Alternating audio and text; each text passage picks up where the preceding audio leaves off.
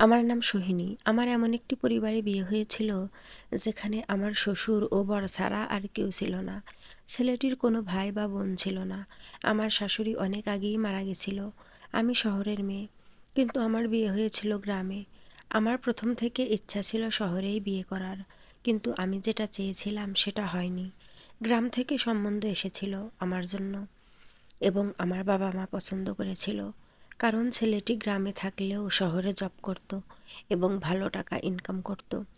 তাই আমার বাবা মা চেয়েছিল ওই ফ্যামিলিতে বিয়ে হোক, তাহলে আমারও সুবিধা হতো। বাবা মা ভেবেছিল যখনই ছেলেটা শহরে আসবে কাজের জন্য, তার সঙ্গে আমিও চলে আসতে পারবো বাবার বাড়িতে। এখনকার যুগে প্রত্যেকটা বাবা মা চায় তাদের মেয়েদের ছোট ফ্যামিলিতে বিয়ে দিতে। ছেলেটি শহরে জব করত, কিন্তু শহরে থাকতো না। সে প্রত্যেক দিন নিজের গাড়ি নিয়ে যেত এবং সন্ধ্যাবেলায় অফিস থেকে বাড়ি ফিরে আসতো, কারণ গ্রামের বাড়িতে আমার শ্বশুর একাই থাকতো। বিয়ের আগে শুনেছিলাম ছেলেটির বাবা নাকি অন্ধ, চোখে দেখতে পায় না। তাই ছেলেটা নিজের বাবাকে ছেড়ে শহরে থাকতো না। তার বাবার খেয়াল রাখার জন্য সে প্রত্যেক দিন অফিস থেকে রাতের বেলা বাড়ি ফিরে আসতো। আমার বাবা মা এটা ভেবে বিয়ে দিয়েছিল যে আমাকে শ্বশুরবাড়িতে খুব বেশি কাজ করতে হবে না, যেহেতু আমি অনেক শিক্ষিত ও শহরের। এটা ভেবে আমার বাবা মা সম্বন্ধটা পছন্দ করেছিল। তারপর আমি বিয়ে হয়ে চলে আসি শ্বশুরবাড়িতে।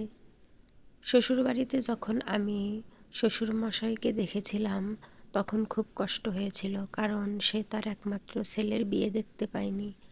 বিয়ের আগে শুনেছিলাম আমার শ্বশুর নাকি এই গ্রামের খুব ভালো লোক। এই গ্রামের লোক আমার শ্বশুরকে খুব মানে। তাই আমার খুব কষ্ট হয়েছিল, এত ভালো একটা লোকের সঙ্গে ভগবান কেন খারাপ করেছিল। আমার শ্বশুর প্রথম থেকে অন্ধ ছিল না। আমার বিয়ের 3 বছর আগে উনি অন্ধ হয়ে গেছেন। আমার শ্বশুরের অন্ধ হয়ে যাওয়ার পরে এই বাড়িতে 12 মাস কাজের মাসি লেগে থাকতো আমার শ্বশুরের দেখাশোনার জন্য। যেহেতু আমার বর সকালবেলা চলে যেত অফিসে এবং রাতে বাড়ি ফিরত, তাই সে যতটা পারত তার বাবার সেবা করত, এবং তার চলে যাওয়ার পরে কাজের মাসি আমার শ্বশুরের দেখভাল করত। যেই কাজের মাসিটা একটানা 1 বছর ছিল আমার শ্বশুরের দেখাশোনার জন্য, সেই কাজের মাসিটা গত 3 মাস থেকে আর আসে না। তাই সম্পূর্ণ চাপ আমার বরের উপরে পড়ে যায়।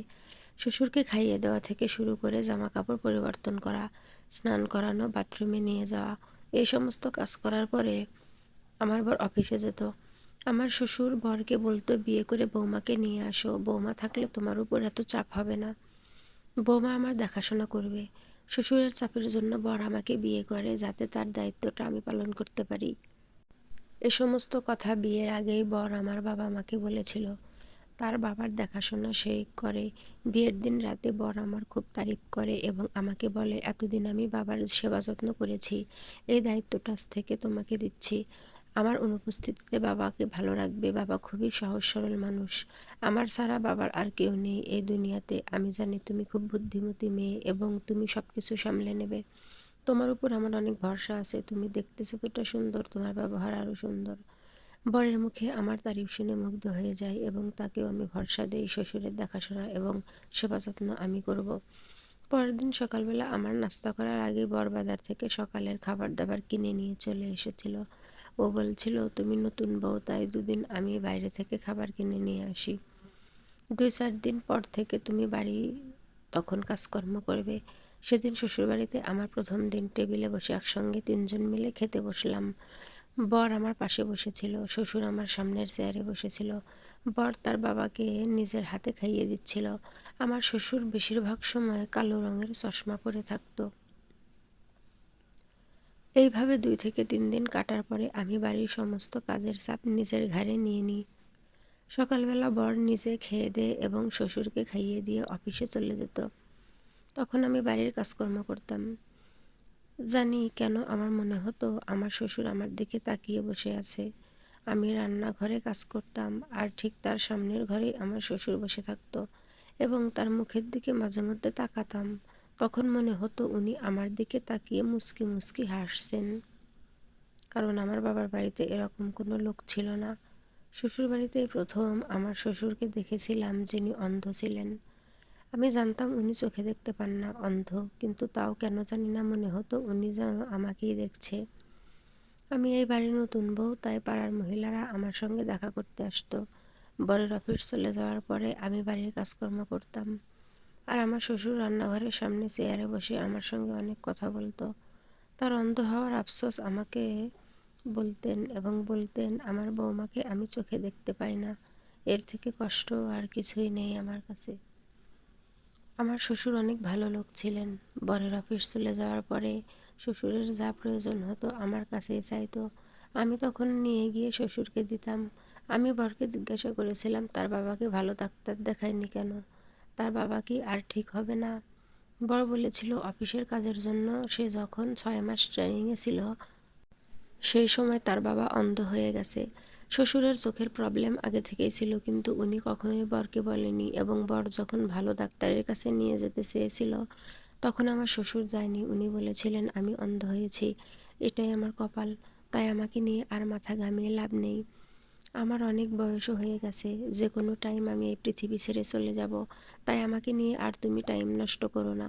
বরকে বলেছিলাম তোমার বাবা যাই বলুক না কেন ওনাকে জোর করে ডাক্তারের কাছে নিয়ে যেতে হবে। বর তখন বলেছিল আমার বাবা অনেক জেদি টাইপের মানুষ, কারো কথাই শুনবে না। অনেক চেষ্টা করেছিলাম ডাক্তারের কাছে নিয়ে যাওয়ার, কিন্তু উনি আমার একটাও কথা শোনেননি। আজ এমন একটা পরিস্থিতি হয়ে গেছে, হয়তো বা ভালো ডাক্তারের কাছে নিয়ে গেলেও ওনার চোখ আর ভালো হবে না। বাবা এটা ভয় পাচ্ছে, হয়তো এই বয়সে ওনাকে চোখ অপারেশন করতে হবে। এই ভয়ের কারণে উনি ডাক্তারের কাছে যেতে চান না। এইভাবে বেশ কিছুদিন কেটে যায়। বর যখন অফিসে চলে যেত তখন আমি নিজের ইচ্ছে মতন বাড়িতে কাজ করতাম। আমি জানতাম আমার শ্বশুর অন্ধ, তাই গায়ে ঠিকঠাক কাপড় না দিয়ে বাড়ির সমস্ত কাজবাজ করতাম। কিন্তু আমার প্রায় দিনই সন্দেহ হতো, এটা ভেবে যে আমার শ্বশুর হয়তো আমার দিকেই তাকিয়ে আছে। তারপরে আবার ভাবতাম এটা আমার মনের ভুল ধারণা, একটা অন্ধ মানুষ কী করে আমাকে দেখতে পাবে? তাই আমি ঘরে কাজকর্ম করার সময় নিজের কাপড় চোপড়ের অতটা খেয়াল রাখতাম না। যেহেতু আমি বাড়িতে একা, সকালের খাবার আমার বর শ্বশুরকে খাইয়ে দিত এবং দুপুরের খাবারটা আমাকেই খাইয়ে দিতে হতো। বেশ কিছুদিন কাটার পরে বরকে ট্রেনিংয়ের জন্য বাইরের রাজ্যে যেতে হয়। বরকে বারণ করেছিলাম আমাকে ছেড়ে যাতে না যায়, কারণ আমি জানতাম একা একা আমার ভালো লাগবে না। আমি বরকে বলেছিলাম তুমি যতদিন বাইরে ট্রেনিংয়ে থাকবে ততদিনের জন্য আমাকে বাবার বাড়িতে রেখে এসো, কিন্তু বর বলেছিল তুমি এরকমভাবে আমার বাবাকে ফেলে যেও না, বাবা একা হয়ে গেলে অনেক কষ্ট হবে, তাই তুমি এই বাড়িতেই থাকো এবং বাবার খেয়াল রেখো। বর আমাকে অনেক ভালোবাসতো। আমি জানতাম সে 1 মাসের জন্য বাইরে ট্রেনিংয়ে থাকলে এই বাড়িতে আমাকে একা একা ভালো লাগবে না, কিন্তু সে আমাকে অনেক রিকোয়েস্ট করেছিল আমি যাতে শ্বশুরকে ফেলে বাবার বাড়ি না যাই। বরের মায়াভরা মুখ দেখে তার কথার অমান্য করতে পারিনি, তাই আমি শ্বশুর বাড়িতে থেকে যাই। যাওয়ার আগে বর এটাও বলে দিয়ে যায় শ্বশুরের জামা কাপড় যাতে চেঞ্জ করে দিই। আমি তখন বরকে বলেছিলাম তোমার বাবার সমস্ত কাজ করে দেবো, কিন্তু আমি জামা কাপড় চেঞ্জ করাতে পারবো না। বর তখন বলেছিল তোমার বাবার এরকম অবস্থা হলে এবং তোমার বাবার আগে পরে কেউ না থাকলে তুমি কি তোমার বাবার সেবা করতে না? আমি তখন বরকে বলেছিলাম অবশ্যই করতাম। তখন বর বলে তুমি এটাই ভাবো এটা তোমার নিজের বাবা, এই ভেবে তুমি আমার বাবার জামা কাপড়টা চেঞ্জ করে দিও। বরের মুখ দেখে আমি আর না করতে পারিনি। তারপরে বর চলে যায় 1 মাসের জন্য ট্রেনিংয়ে। বরের চলে যাওয়ার পরে আমার অনেক মন খারাপ ছিল। ওদিকে বরের চলে যাওয়ার 1 ঘন্টা পরে আমার শ্বশুর নিজের ঘর থেকে আমাকে ডাক দেয়। গিয়ে দেখি উনি একটা ছোট প্যান্ট পরে আছেন এবং খালি গায়ে আছেন। তখন আমাকে বলেন বৌমা আমার শার্টটা খুঁজে পাচ্ছি না, বুঝতে পারছি না কোথায় আছে, আমাকে একটু শার্টটা হাতে দাও। তারপর আমি দেখি বিছানাতেই শার্টটা রাখা আছে। আমি ওনার হাতে দিতেই আমাকে বলে শার্টটা আমাকে পরিয়ে দাও। শার্টটা পরিয়ে দিয়ে আমি চলে যাচ্ছিলাম, তখন আবার আমাকে ডেকে বলে আমার প্যান্টটাও খুঁজে পাচ্ছি না, কোথায় আছে, আমার প্যান্টটা একটু খুঁজে দাও। তারপর আমি ওনাকে প্যান্টটাও খুঁজে দিই। তারপর দেখি উনি শার্টের বোতামটা উল্টাপাল্টাভাবে লাগিয়ে দিয়েছেন। আমার দেখে খারাপ লেগেছিল, তাই আমি আবার ঠিকঠাক করে শার্টের বোতামগুলো লাগিয়ে দিই। তারপরে উনি আমাকে বলেন আমার চুলটা একটু আঁচড়ে দাও। আমি চুলটা আঁচড়ে দিচ্ছিলাম। উনি বিছানায় বসেছিলেন এবং আমি দাঁড়িয়ে চুল আঁচড়ে দিচ্ছিলাম। চুলটা আঁচড়ানোর সময় উনি নিজের হাতটা আমার কোমরে রেখে দিয়েছিলেন। তখন আমি ভয়ে চিরুনিটা ফেলে দূরে সরে গিয়েছিলাম। উনি আমাকে জিজ্ঞেস করেন, কি হয়েছে বৌমা? আমি বুঝতে পারি উনি হয়তো ভুলবশত আমার কোমরে হাত দিয়েছিলেন। আমি তখন কথাটা কাটিয়ে দিয়ে বললাম, না, কিছু হয়নি, আমার রান্নাঘরে অনেক কাজ আছে, আমি এখন আসছি। ওটা বলে আমি রুম থেকে চলে আসি বাইরে। বরের চলে যাওয়ার পরে আমার এত বেশি সংসারের কাজ বেড়ে যায় যে আমি এক মুহূর্ত আরাম করার টাইম পেতাম না। ঘরের কাজকর্ম করার সঙ্গে সঙ্গে আমার শ্বশুর সারাদিনই এটা সেটা করতে বলতো। কখনো বা বলতো পায়ে লাগছে বা পা টিপে দাও, কখনো বা বলতো মাথায় লাগছে, মাথা মালিশ করে দাও। এইভাবে সারাদিন আমার কেটে যেত এবং আমি আরাম করারও টাইম পেতাম না। বরের চলে যাওয়ার পরে আমার শ্বশুর কোনো না কোনো বাহানায় আমাকে ছোঁয়ার চেষ্টা করতেন। আমি প্রথমে এই জিনিসগুলো ইগনোর করতাম, কিন্তু দেখি উনি প্রত্যেক দিনই আমাকে ছোঁয়ার কোনো না কোনো বাহানা করতেন। উনি অন্ধ বলে আমি এই কথাগুলোকে ইগনোর করে দিতাম, কিন্তু দিন দিন শ্বশুরের এই অভ্যাস আমাকে খারাপ লাগতে থাকে। আমি একদিন ভেবেছিলাম তার বাবার এই নোংরামিগুলো বরকে বলবো। তারপর দেখলাম বর আমার কথা কোনো মতেই বিশ্বাস করবে না, কারণ একটা অন্ধ বয়স্ক মানুষ এসব নোংরামি কেন করবে। একদিন তো আমি অবাক হয়ে গিয়েছিলাম শ্বশুরের কথা শুনে। উনি কথায় কথায় আমাকে ডাক দিতেন, ছোটোখাটো কাজগুলো আমাকে দিয়েই করাতেন, যেমন চুল আঁচড়ানো, জল খাওয়া, এই সমস্ত ছোটোখাটো কাজ তিনি আমাকে দিয়ে করাতেন। এবং সেদিন যখন আমি শ্বশুরকে ভাত খাইয়ে দিচ্ছিলাম তখন উনি আমাকে বলেন, তুমি তোমার ঘরে একাই ঘুমাচ্ছ কেন? তুমি আমার ঘরে এখানে আরাম করতে পারো, তাহলে তোমার মন খারাপ করবে না। এই কথাটা শুনে আমার মনে হয়েছিল পায়ের তলা থেকে যেন মাটিটাই সরে গেছে। আমি যখন আমার ঘরে ঘুমাতাম তখন দরজার লক লাগিয়ে দিতাম। বাড়িতে আমাকে সারাদিন এত বেশি কাজ করতে হতো, তখন আমি খুব খিটখিটে মেজাজের হয়ে গেছিলাম। মাঝে মধ্যে শ্বশুরের উপরে রাগও হতো যখন উনি আমাকে শুধুই শুধুই নিজের ঘরে ডাকতেন। উনি আমাকে ডাকতেন আর বলতেন, কাজ তো কোনো দিনই শেষ হবে না, সারা জীবন কাজ করতে হবে, তুমি আমার সাথে বসেই টাইম কাটাও। ওনার এই ধরনের কথাবার্তা শুনে আমার অনেক রাগ হতো এবং প্রত্যেকটা ছোটোখাটো কথায় আমাকে ডাকতেন ও যখন তখন আমার হাত ধরে বসে থাকতেন। তখন আমার খুব খারাপ লাগতো ওনার এরকম ধরনের ব্যবহার। আমার বাবা মা ভেবেছিল এত ছোট পরিবারের বিয়ে দিলে কাজের চাপ অনেক কম থাকবে, কিন্তু এখানে আসার পরে সম্পূর্ণ উল্টোটাই হয়েছিল আমার সাথে। এত বেশি কাজ করতে হতো যে আমাকে অনেক ক্লান্ত মনে হতো, এক মুহূর্ত আরাম করার সময় পেতাম না। একটা ছোট বাচ্চাকে যেমন মানুষ করে ঠিক সেইভাবে আমার শ্বশুরের সেবা যত্ন করতে হতো।